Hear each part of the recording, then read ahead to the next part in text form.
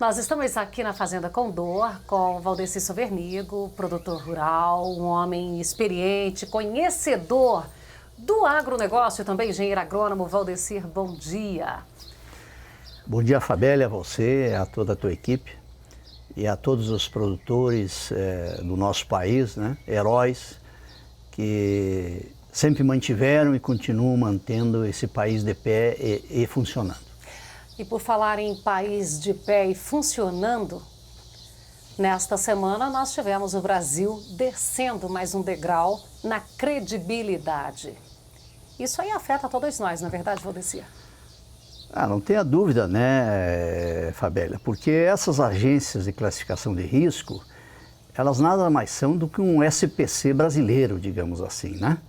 Como é que você vai dar crédito a uma pessoa que está com o nome sujo? Você não vai dar crédito, você não vai investir nela. E o nosso país está nessa situação. Aliás, pior, porque essa tradução em inglês da perda do grau de investimento é um nome que para nós é chocante, né? A credibilidade do país foi jogada no lixo. E isso que significa essa desclassificação. O brasileiro, especialmente o produtor rural, ele ainda tem muito, graças a Deus, brio. E para ele dizer que a credibilidade, que o nome dele está sujo, isso mexe com o eu dele, com a hombridade dele. E nesse momento parece que o nosso país, os nossos políticos não estão preocupados com isso, né? Não, está faltando brio. Esse sistema que foi implantado há anos para cá é um sistema populista, né? É um sistema populista, é um sistema que ele não se preocupa com a produção, ele está preocupado com aquelas pessoas que produzem para extorquir impostos, para pagar as suas obrigações, para eles fazer todo esse populismo, né? Mas assim, a coisa mais preciosa que existe na pessoa humana é a honra, né? É a honra, é a fidúcia, né? E isso você constrói ao longo da vida. O nosso país, ele não tinha grau de investidor. Ele obteve esse grau de investidor em 2008, né? Uhum. E isso foi construído em cima de quê? Em cima de uma lei de responsabilidade fiscal, em cima de um plano real, em cima de uma taxa admissível que se pudesse conviver com os juros, né? Uma taxa de crescimento aí em torno de 3, 4%. Então o país veio construindo ao longo do tempo, após o plano real, ele conquistou esse grau de investimento a duras penas, fazendo esse dever de casa há muitos anos, em 2008. Agora, você falou aí que a gente conseguiu esse grau Sim. de investimento em 2008. Sim. Aí alguns podem, então quer dizer que foi no governo Lula? Foi sim, durante o governo Lula, mas isso é consequência de um trabalho que já vinha sendo realizado há um tempo antes do governo Lula. Toda política econômica, toda política de investimento de qualquer empresa ou de uma fazenda, de uma atividade, você faz isso por muitos anos e você vai coletar frutos ao longo dos anos. É a mesma coisa a estrutura. É como na agricultura, você tem que plantar para colher depois. Exatamente, é a mesma coisa a estrutura que nós temos hoje. Ou quando nós viemos aqui para Jataí, não tinha nada, não existia nada. Após 30 e poucos anos, está aí a infraestrutura de estradas, de empresas em funcionamento. Então o país é a mesma coisa. O governo Lula colheu os louros do que o governo anterior fez, com muita coragem. Eu não gosto de mencionar A, B, C, o governo. Mas assim, o governo anterior, eles fizeram a lição de casa e viram que tinha que ter uma responsabilidade fiscal, o que era? Aquele momento amargo. Controle de gastos, espera aí. Nós não podemos gastar mais do que o país arrecada. Como assim na sua conta pessoal? Exatamente. Mas nós temos que derrubar a inflação. A inflação é o inimigo número 1 das pessoas e do mundo e de qualquer investidor. É bom para o especulador. Né? Nós temos que conviver com uma taxa razoável de juros. Nós temos que ter recurso para colocar à disposição de quem produz, seja de que setor for, para investir, para alavancar o desenvolvimento, para gerar emprego. Né? E você nota que nós ficamos 7 anos nesse grau de investimento. É a mesma coisa que nós saímos da primeira divisão, você não viu a briga do futebol, dos times? os times chorando, as torcidas chorando para não cair para a segunda divisão. Tá? Aquilo, nós caímos para a segunda divisão. Nós ficamos 7 anos na primeira divisão e agora nós caímos na segunda e estamos indo para a terceira divisão. Então o país perdeu a credibilidade, perdeu a fidúcia. E o que mais enobrece as pessoas, o que você carrega na vida é a tua credibilidade, é o teu bom nome, é a tua honra, é a tua honestidade, é o teu bom nome. Depois que você estragou, você pode tentar recuperar, você não recupera mais aquilo que você fez. Então, a credibilidade do país, ela foi jogada no lixo. No lixo, na acepção da palavra dessas agências de classificação. Só que esse pessoal que governa, eles não estão dando bola, o projeto deles é um projeto de poder, de manutenção de poder, né? E eles instalaram uma situação de corrupção em todos os setores do país. Né? Você veja agora a transposição do Rio São Francisco. Você lembra a briga que o Lula queria fazer, e aquele bispo lá do Nordeste não queria, fez greve de fome, quase morreu? Eles eram conhecedores da situação. E hoje o São Francisco meio agoniza, né? Mas para quê? E não resolve nem A nem a B. Mas para quê? É propina. E aí você vai ver quem é que está envolvido. É construtor, é propina.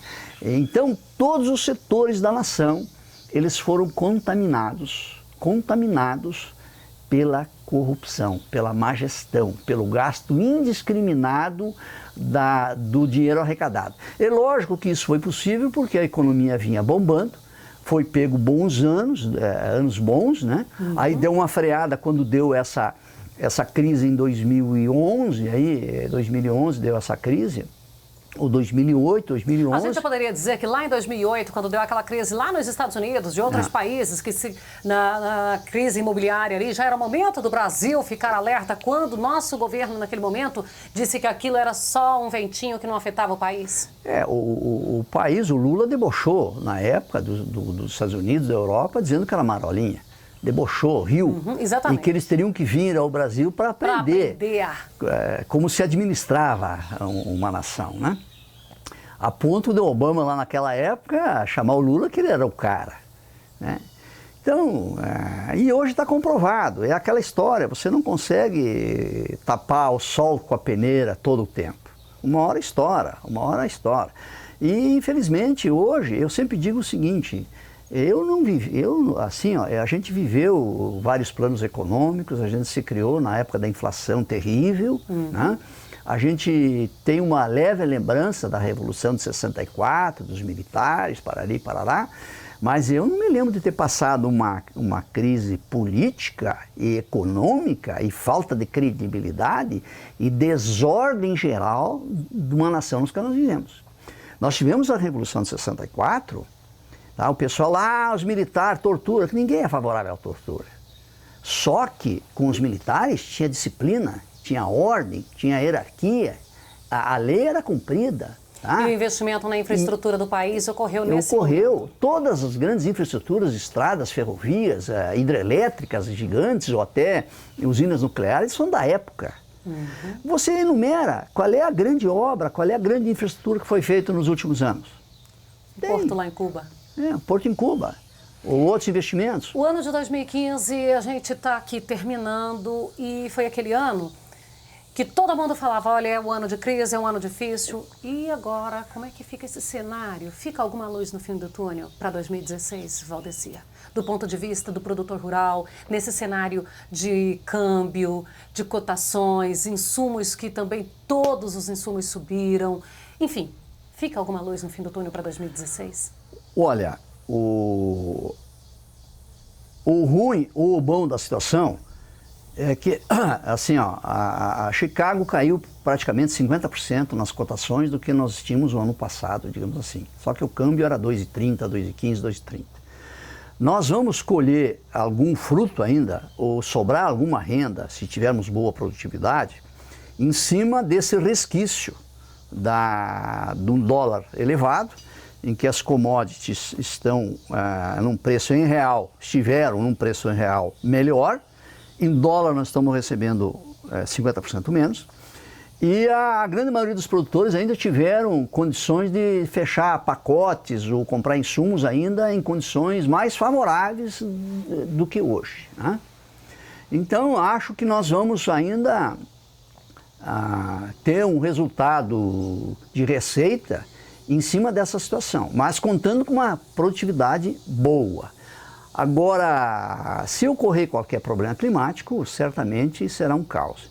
E eu vejo, eu já dizia há tempos atrás, as pessoas têm que se conscientizar de apertar o cinto. Apertar o cinto é uma hora de botar as barbas de molho, de não tomar cuidado com os investimentos, né? Todos nós investimos muito em infraestrutura, em equipamento, né? Porque ficamos represados há muito tempo, todo mundo investiu muito e temos que pagar isso que vem vindo por aí. Então, a luz é essa receita, esse benefício, digamos assim, que a desvalorização do real teve, né? Que em real nós estamos recebendo mais e que as nossas dívidas foram contraídas em real, podemos ter ainda uma receita. Mas o momento, você vê aí, o país diz que ia crescer 1%, e hoje o país vai ter um PIB negativo quase de 4%. Isso é desastroso, 4% de PIB. Você vê os empregos que estão se perdendo, você vê a arrecadação do governo cai vertiginosamente. E o governo não fez nada, ele não cortou nada na própria carne. Quando você tem um problema familiar ou de receita, o que você faz na tua casa? Você vai cortar as gorduras, você vai cortar o supérfluo, né? Você vai gastar só o estritamente necessário. O que o governo fez? Nada. Diz que cortou o X ministério. Isso aí aconteceu? Não aconteceu. Nada. Ele cortou todos esses cargos públicos? Não cortou. Está todos esses apadrinhados aí colocados em todos esses cargos públicos, sugando o dinheiro da nação, o nosso dinheiro dos nossos impostos. Não tem dinheiro público, como diz a Margaret Thatcher. Tem o dinheiro dos impostos que nós pagamos. Esse dinheiro que está aí para o governo gastar. Um cartão corporativo gasto de uma maneira brutal, de uma maneira indiscriminada. Gastos, entende, achando que o dinheiro não terminava mais. Está aí, ó, a conta chegou. Como se não tivesse dono, né? A conta chegou. E agora nós estamos aqui às portas de 2016 e torcendo para que possamos daqui a um ano ter um novo cenário desenhado. Como o Vitor Galhardo disse, vamos tentar ser otimistas, vamos olhar para frente. O produtor, de acordo com o Roberto Rodrigues, naquela crônica que eu me encanto com ela, ele é a sintetização da esperança, porque ele acredita que a terra vai ter umidade, energia para germinar a semente, vai ter luz e vai ter chuva na medida certa, que ele vai conseguir colher e depois vai ter mercado ainda para pagar e ele conseguir quitar as suas dívidas e sobrar o do plantar no próximo ciclo. Então, de fato, é a esperança do Brasil, o produtor rural, o agronegócio. Vamos torcer também para que tenha trabalho, porque acho que é Vital Brasil, ele em parceria com o Fagner, que diz que o homem precisa da sua honra e ele só tem a honra com o trabalho. Vamos torcer para que tudo isso aconteça. Um bom Natal para você, Valdecir, para toda a família, Susan aqui presente.